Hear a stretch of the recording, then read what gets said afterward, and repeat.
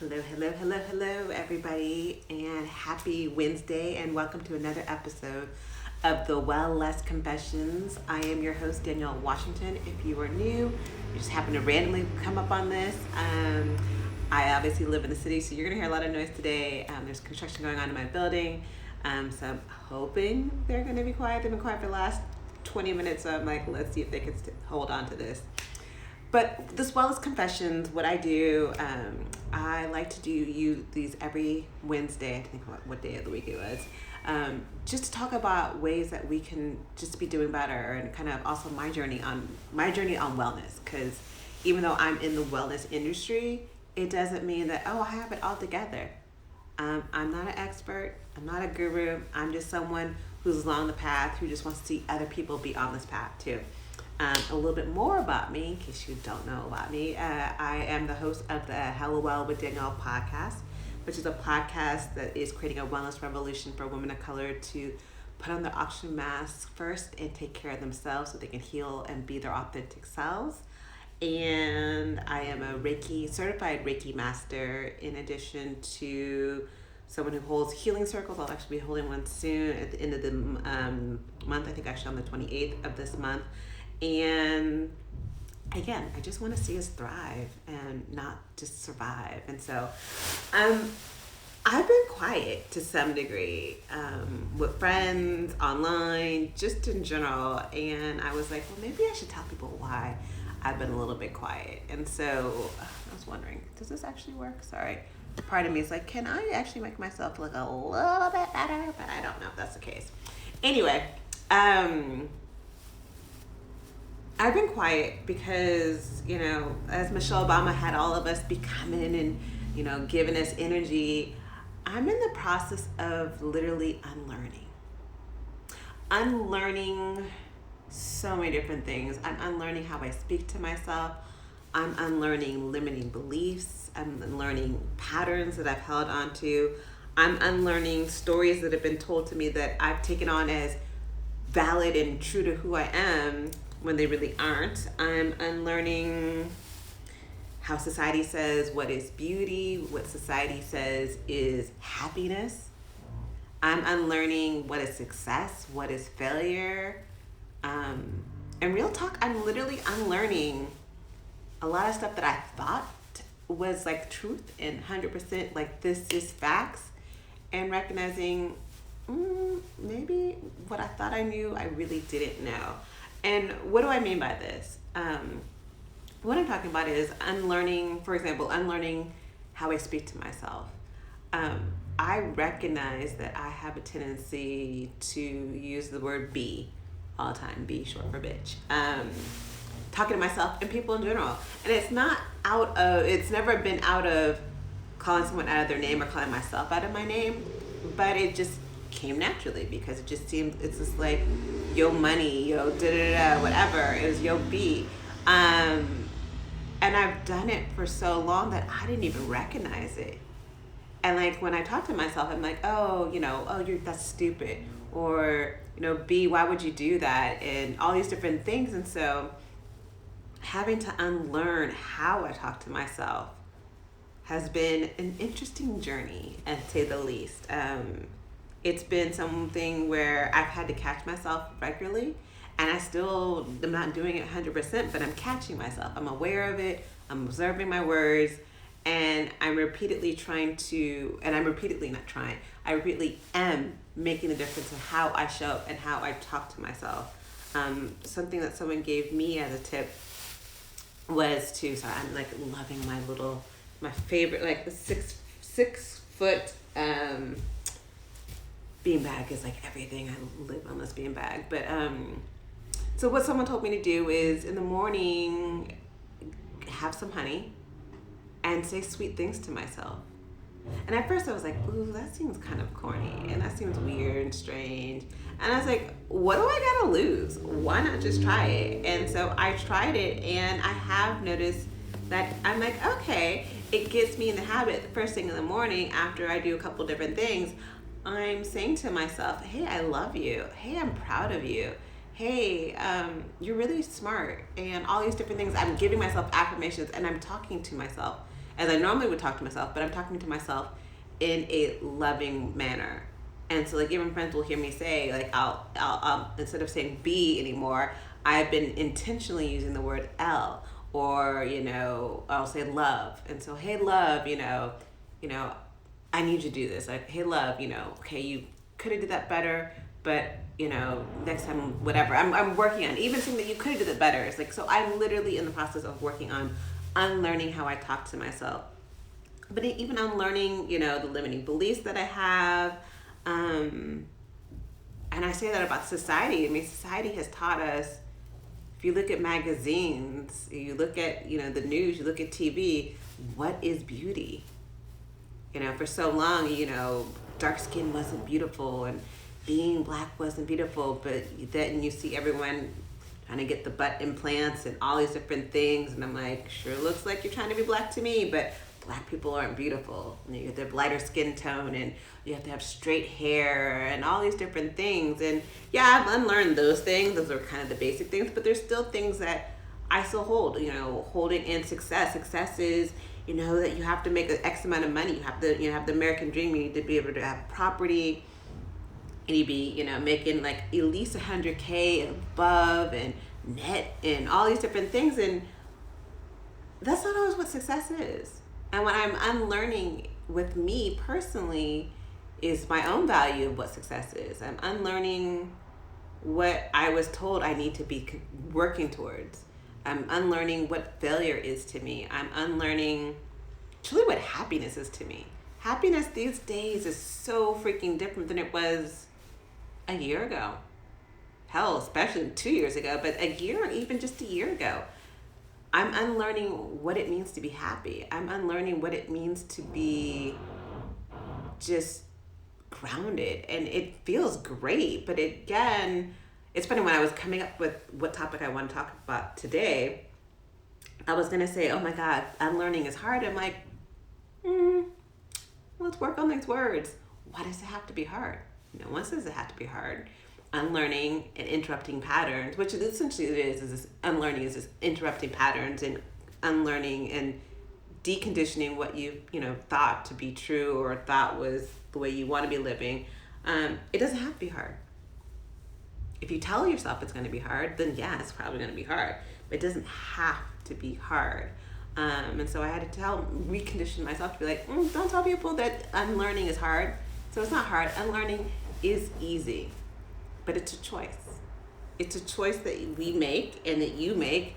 For me, unlearning how I go about learning has been the real interesting part for me. So for me, I've always been someone who has, tried to learn through mental capacity. I've always tried to, like, if I want to do something, I want to become something, if I want to be great at something, I needed to, okay, let's see, I need to join a class, I need to read a book, I need to ask someone, I need to Google.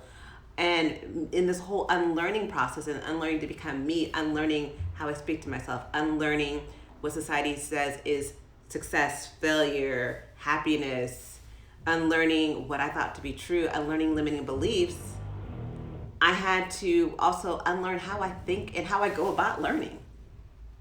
And it's funny, it's not funny, it's interesting that if I start looking at my astrology and numerology, all of it's been saying the same thing. It's like, hey sis, this is your time. Now is the time more than ever for you to really unlearn and understand, kind of really tune into what is important to you.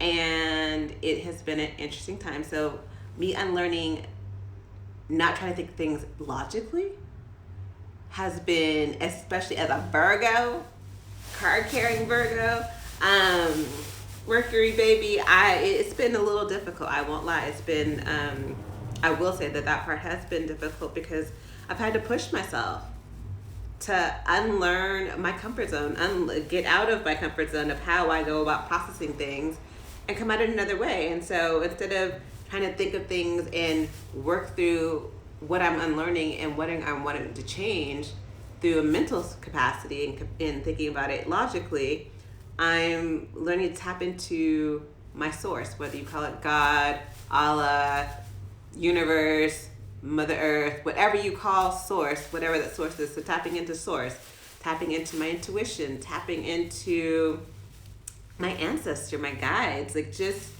myself, and just listening, which is different. My emotions. I mean, I always talk about how we store emotions in our body, and your body gives you clues. They're the breadcrumbs to what's going on if you just really truly listen. Even unlearning what is healthy eating.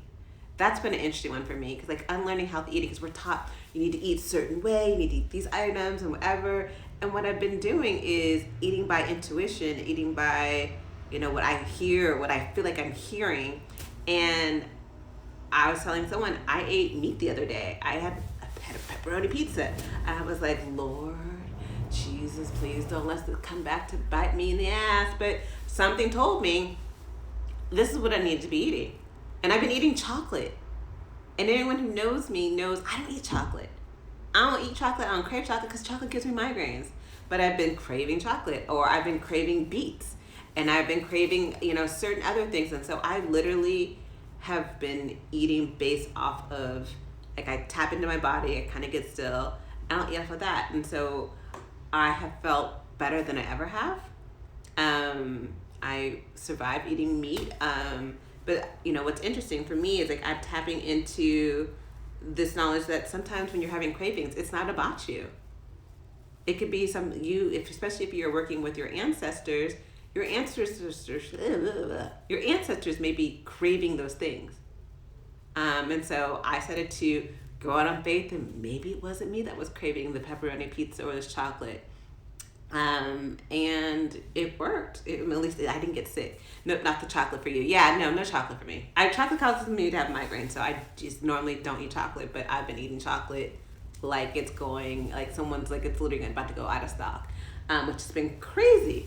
But again, unlearning what is healthy. I've been also unlearning what's healthy, eating by my dosha, which is completely different, and eating, which I love spinach, but my dosha says this. And so I'm like, okay, well, I'm trying something different. So I say all this to say unlearning is possible. The first part of unlearning is being aware of where you are, what you're doing, and just be awareness. The key is the first step to all of learning of who you are to become who you were meant to be is awareness. And that second step after awareness is observation. And this is the part that can get a little sticky, because observing yourself without judgment,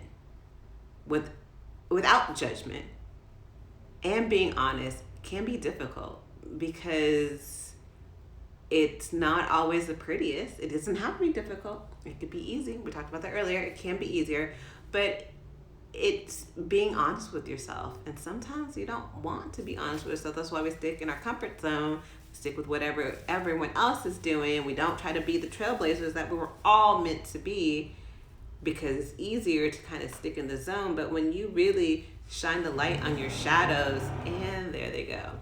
You shine the light on your shadows, and you shine the light on your habits and what you're doing, and you're observing it, again, without judgment, but observing it and being honest with yourself, that's where there's a lot of aha moments. But what comes after that is then starting to come up with those observations, seeing where you may need to do some shifts, and then making the new pattern, and then working on it repeatedly. It's a practice. Oftentimes people think, I'm just like, if I say affirmation, it's good, I'm golden. Oh, this one thing happened, now I don't do anything else. Or I started eating, I ate spinach salad, now I'm good, it's gonna be fine. No, it's a repeat habit over and over and over and over, and it's giving yourself grace. Because just as easy or hard as it was to make the first habit, pattern, whatever you're unlearning, unbecoming, it's going to take some time, habits, and repeated movement to get the new thing that you're trying to do to kind of stick. And that goes also with people. I was having a conversation with someone yesterday, and I was talking to him about just because you've changed, you have to give people around you the ability to catch up to the changes that you're becoming. When you unlearn and you shift who you are, you need to give people the ability and the time and the space and the grace to catch up and recreate a habit in their mind, like, oh, okay, this is where Danielle is today. This is who she is. What I knew her as, from when she was 10, okay, that's not her anymore. And sometimes you're gonna have to repeat the things to people that, this is not how I'm showing up anymore. This is where I am. But giving them grace, giving yourself grace, but also giving them grace in the fact that it takes all of y'all some time to interrupt a pattern, to decondition yourself, to unlearn some things that are no longer serving you. So I encourage you. You will always hear me say, give yourself grace, but also forgive yourself. Forgive yourself for what you've done in the past. I mean, there were things I did in my past that I don't really care for. There's things ways I showed up in my past, and even recent past, that I look at and I'm shameful of. But I do recognize that's just where I was. Like, I think about when I was in hardcore grieving and I didn't realize it, and I asked to many people, but didn't realize it. I didn't realize I was in a dark space, and I held on that guilt for so long, and not forgiving myself for being in a place where I was just acting in the way that I knew how to. That was my way of surviving. That was my way of coping. Not saying it was right, but I had to forgive myself for that's just where I was, and this is where I am now. So yeah, so those are the things if you're talking about unlearning and unbecoming. So I'll kind of backtrack what I was talking about. So in the process of unlearning how I speak to myself, and every day it's a new work, unlearning how I eat, unlearning what are my limiting beliefs, unlearning what society tells me is beauty, what society tells me is failure, what society tells me is success. It starts with being aware. It starts with some non-judgmental observation of yourself and being honest with yourself. It comes with interrupting patterns with some new healthier ones that are more in line with the lifestyle that you want to live. And it's doing it repeatedly. It's giving yourself and the people around you grace to know that it's not always going to work out perfectly, and you're going to have to, kind of give yourself some grace to kind of get through this, because this is a pattern changing. And then also forgiving yourself. And through that, this is where I am. I'm not completely done with this process. And if I seem like I'm still quiet, because I've got a message in the midst of my meditation. I love meditation. Meditation's so bomb. But through meditating, I have gotten messages that scare me. Shit. And through looking at some astrological and numerology stuff that scare me as well. And not scare me in a bad way, but scare me, it's invitational fear. And it's a fear that this is a time for me to really stop playing small and to really step into my purpose, and do something completely different, that is outside of my comfort zone. So as I continue to work on unlearning, I will continue to share my journey with you guys, because I feel like we're all on this journey of wellness, and it's not always kind of the straight path. But sometimes you need to truly unlearn past behaviors, unlearn how you speak to yourself, unlearn what you thought was true. That part was hard. That part has been hard. For me, it doesn't have to be, but for me, it has been hard. Unlearn just patterns and behaviors to become who you really want to be.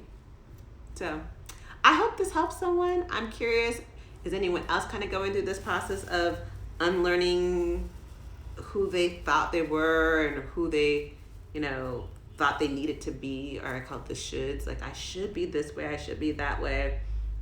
And for me, I've gone through this once before, and it was when I was 27, 28, and it was one of the best things I ever did in my life. Didn't do it to this level, but to this level, I'm really kind of stepping out on that plank, and because I know I have faith that the direction I'm going is bomb. What's ahead of me is bomb. What is for me is amazing. I already know my abundance is here, and it's there. It's here. It's everywhere. I just need to say, okay, I'm ready. I receive you. But I need to unlearn a couple of things so I can feel like I'm the right vessel to learn. But that's just my take on it. So, again, curious to see what you guys think. Other than that, this week's podcast episode, if you haven't heard it already, I love, love, love, love. It is one of my favorite topics. We're talking about everything dance, and dance and movement is a form of healing, and healing emotion. And it's with Dr. Renee Toussaint. And she's amazing. And she does this thing called, which dancing for mental health. And I think she does it like at least once a month. She's one February 4th. And it's just moving your body. And what I love about it is, and she talks about it in the podcast episode, you don't need to have a dance background to join her. You don't have to. You can have 2 left feet. It's all about just moving your body. And there's so much healing that happens when you just dance. So you think about it. Ain't no one ever did the electric slide mad. No one, doing the electric slide, the Cupid shuffle, all those little dances or whatever it is that you do, none of those make you mad. It makes you happy. It brings back a great mood. It's just, there's something about dance that will just shift your mood in a heartbeat.